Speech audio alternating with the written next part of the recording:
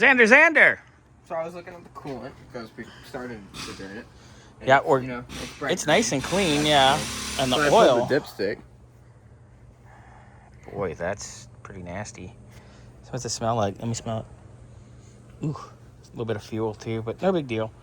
Obviously, first order of business will be Draining everything. Drain all the fluids.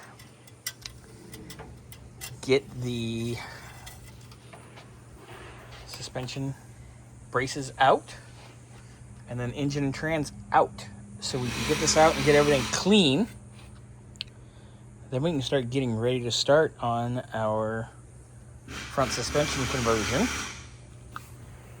We can definitely start cutting partial stuff out that we need to remove. It's going to be a little while before we get it on the lift and start going through and getting into the heavy fab of things.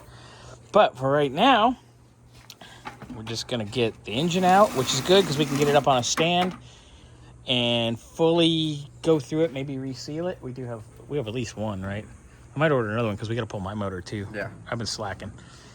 Me? Slack? No. On my own stuff? Of course my own stuff takes forever.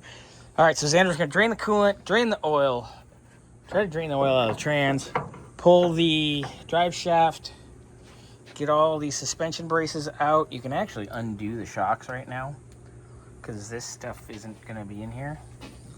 And when we put stuff back together, after the fab work's done, because the way the shocks are, we can actually put some nice long tube headers in here, which I think Antonio's going to appreciate because I showed him the exhaust, how it's going on the wagon. Those, yeah. Yeah.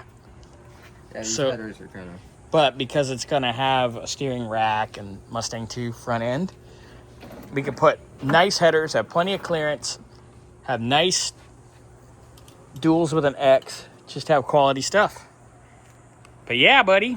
All right, so Xander's going to drain, and hopefully by the end of the day, he'll have the motor out of this beast.